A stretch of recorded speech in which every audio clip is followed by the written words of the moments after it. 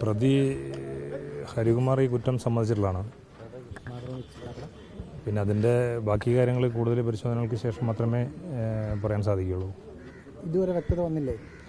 അല്ല, അതിൽ ഇയാൾ മാനസികമായിട്ട് ചെറിയൊരു പ്രോബ്ലമുള്ള ആളും കൂടിയാണ്. അപ്പോൾ അതുകൊണ്ട് കൂടുതൽ കാര്യങ്ങളെക്കുറിച്ച് കൂടുതൽ മനസ്സിലാക്കുകയും കൂടുതൽ എക്സ്പെർട്ടീസിൻ്റെ സഹായം ഇതിൽ ആവശ്യമുണ്ട്. അങ്ങനെ പറയാൻ പറ്റില്ല. പക്ഷേ ഇയാൾ ഒരു 5-6 വർഷമായിട്ട് ട്രീറ്റ്മെൻറ്റുള്ള ആളാണ്. ഒരാളെ ഉള്ളോ? ഹരികുമാർ മാത്രമേ? അത് അങ്ങനെ മുഴുവൻ പറയാറായിട്ടില്ല.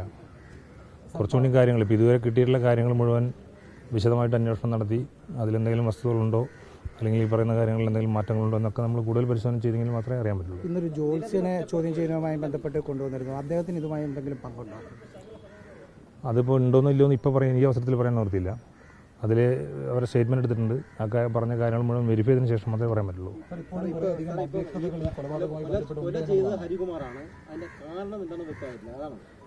അതെ, അത് ഞാൻ പറഞ്ഞല്ലോ, ആൾ മാനസികമായിട്ട് സ്റ്റേബിളായിട്ടുള്ള ആളല്ല. അതാണ് അതിലത്തെ ഒരു ബുദ്ധിമുട്ടുള്ളത്.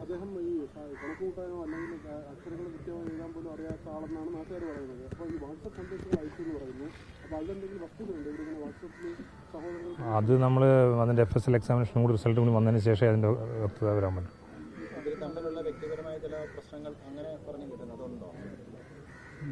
അത് നമുക്ക് മുഴുവൻ ഇപ്പോൾ പറയാൻ പറ്റില്ല.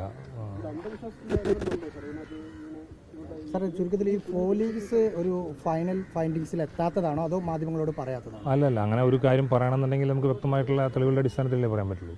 അപ്പോൾ ആ തെളിവുകൾ കണ്ടെത്താൻ വേണ്ടിയിട്ടുള്ള ശ്രമമാണ് ഇപ്പോൾ നടക്കുന്നത്. നമ്മൾ ചോദിക്കുന്നത് ഏതാണ്ട് 24 hours ഇവരൊക്കെ കയ്യിലുണ്ട്, മീൻസ് അന്വേഷണ ഉദ്യോഗസ്ഥരുടെ കയ്യിലുണ്ട്, എന്നിട്ട് സാധാരണ ഗതിയിലൊരു അല്ല, അതിലൊരു ചെറിയ പ്രയാസമുള്ളത് ഇവരുടെ ഒരു സ്റ്റെബിലിറ്റിയുടെ പ്രശ്നമാണ്. കുറച്ച് പറയുന്ന കാര്യങ്ങൾ ഇപ്പോൾ പറയണതല്ല കുറച്ച് കഴിഞ്ഞാൽ പറയാം. അപ്പോൾ അങ്ങനെയുള്ള ചെറിയ ചെറിയ വ്യത്യാസങ്ങളുണ്ട്. മനസ്സിലാവണമെങ്കിൽ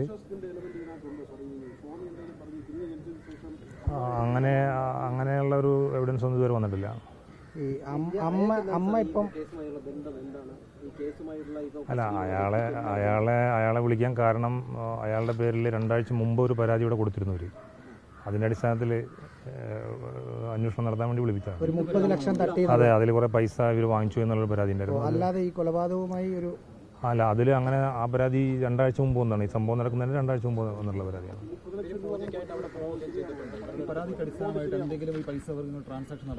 അല്ല, അത് ഈ ഫിനാൻഷ്യൽ ട്രാൻസാക്ഷനും ഈ സംഭവമായിട്ട് ബന്ധമുള്ളതായിട്ട് ഇതുവരെ ഉള്ളതിൽ മനസ്സിലായിട്ടില്ല. 36 ലക്ഷം കൊടുത്തു എന്നാണ് ഇവർ പറയുന്നത്. പക്ഷെ അതൊന്നും അയാൾ ഓൺ ചെയ്യുന്നില്ല.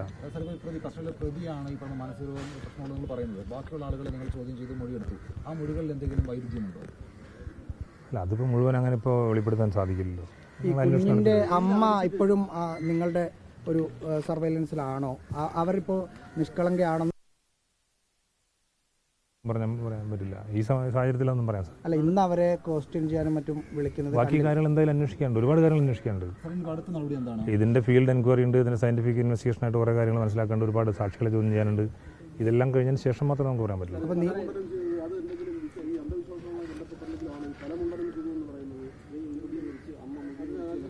അല്ല, അത് ഇപ്പോൾ അവരെ ചോദിക്കണം വിശദമായിട്ട്. അതൊന്നും പല കാര്യങ്ങളും ഈ പറയുന്ന കാര്യങ്ങളെല്ലാം മാച്ച് ചെയ്ത് വരുന്നത്.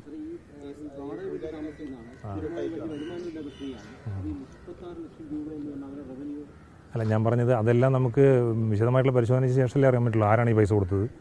പല ആളുകളും അവരുടെ വീട്ടിൽ വന്നിട്ട് പൈസയ്ക്ക് വന്നിരുന്നു പറയുന്നുണ്ട്. അപ്പോൾ അതൊക്കെ ആരാണെന്ന് മനസ്സിലാക്കണം, അവർ കൊടുത്തിട്ടുണ്ടോ എന്ന് അവരോട് ചോദിക്കണം. അങ്ങനെ പല ക്രോസ് വെരിഫിക്കേഷൻ നടത്തിയെങ്കിൽ മാത്രമേ ഇതിൻ്റെ നിജസ്ഥിതി മനസ്സിലാവുള്ളൂ.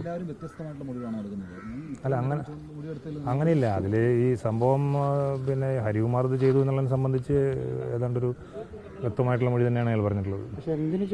അല്ല, ആ കാര്യങ്ങൾ ഞാൻ പറഞ്ഞല്ലോ, ഓൾറെഡി ഞാൻ പറഞ്ഞു. പോലീസ് പറഞ്ഞത് വ്യക്തി താല്പര്യമുണ്ടോ എന്ന് പറഞ്ഞു ഹരികുമാറിന്. അതിൻ്റെ അടിസ്ഥാനത്തിലാണ് ഈ കൊലയിലേക്ക് നയിച്ചതെന്ന് പറയുന്നത്. അറിയില്ല, എനിക്കറിയില്ല അങ്ങനെ പറഞ്ഞായിട്ട്. അല്ല, അങ്ങനെ ഒരു ജനറൽ അഭിപ്രായം പറഞ്ഞാൽ ഇതിൽ കാര്യമില്ല, അങ്ങനെ പറയാനും പാടില്ല. അല്ല, അത് അങ്ങനത്തെ അല്ല. നമ്മളൊരു ഇൻവെസ്റ്റിഗേഷൻ ബേസ് ചെയ്തിട്ട് മാത്രമേ എനിക്ക് പറയാൻ പറ്റൂ.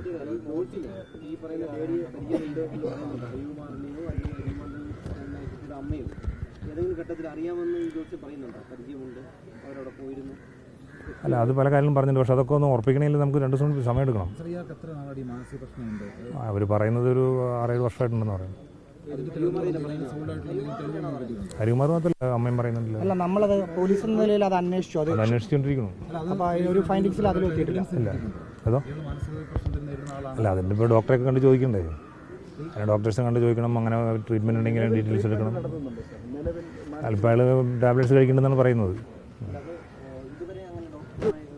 അല്ല, അത് നടത്തിക്കൊണ്ടിരിക്കുകയാണ്, നമ്മൾ അന്വേഷണം നടത്തിക്കൊണ്ടിരിക്കുകയാണ്. അങ്ങനെ പറഞ്ഞിട്ടില്ലല്ലോ, ഞാൻ അങ്ങനെ പറഞ്ഞില്ല. അല്ല സാർ, ഇതിനകത്ത് പ്രശ്നം നിങ്ങൾ ചോദിച്ചപ്പോൾ ഞാൻ പറഞ്ഞു. അല്ല സാർ, ഇതിനകത്ത് ഇപ്പം എന്താ പ്രശ്നം വെച്ചാൽ പോലീസിൻ്റെ കയ്യിൽ ഒരു ദിവസം ഫുള്ള് പ്രതിയുണ്ട്. ഒരു ദിവസം ഇപ്പോൾ ടെക്നിക്കലി പറഞ്ഞാൽ ഒരു ദിവസത്തിൽ കൂടുതൽ കയ്യിലുണ്ട്. എന്നിട്ടും ഈ മാനസിക രോഗിയാണെന്ന് പറയുമ്പോൾ അതാണോ അല്ലയോ എന്ന് പരിശോധിക്കാനുള്ള സംവിധാനം ഇത്രയും പ്രാഥമികമായിട്ട് അയാൾ സംസാരിക്കുന്ന സമയത്ത് അയാളൊരു നോർമലല്ല. അങ്ങനെ തെളിവുകളൊന്നും നമുക്ക് കിട്ടിയിട്ടില്ല. അങ്ങനെ പറയുന്നുണ്ട്. അല്ല, അതൊക്കെ നോക്കണം, അത് ഏത് കാലഘട്ടത്തിലായിരുന്നു ഉണ്ടായിരുന്നുള്ളത്.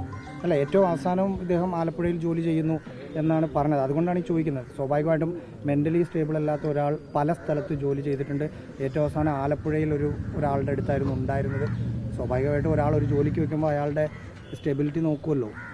അല്ല, ഞാൻ പറഞ്ഞല്ലോ, പല മൊഴികളും വന്നിട്ടുണ്ട്. അതെല്ലാം പരിശോധിച്ചെങ്കിൽ മാത്രമേ നമുക്ക് പറയാൻ പറ്റുള്ളൂ. അമ്മയ്ക്കെതിരെ ഭർത്താവ് ശ്രീധുവിന് എന്തെങ്കിലും കാരണം അവരുടെ പങ്ക് അന്വേഷിക്കണം, അവർക്ക് സംശയമുണ്ട്, അങ്ങനെ എന്തെങ്കിലും പറഞ്ഞിട്ടുണ്ടോ? ശ്രീധുവിനെതിരെ ഇല്ല, ഇതിൽ കൂടുതലൊന്നും പറയാനില്ല ഈ സ്റ്റേജിൽ. ഭർത്താവിനകത്ത് ഇന്നസെന്റ് അല്ലേ? അങ്ങനെ അതിലേക്ക് അല്ല, ഭർത്താവിനെതിരെ അങ്ങനെ ഒരു എവിഡൻസ് നമുക്ക്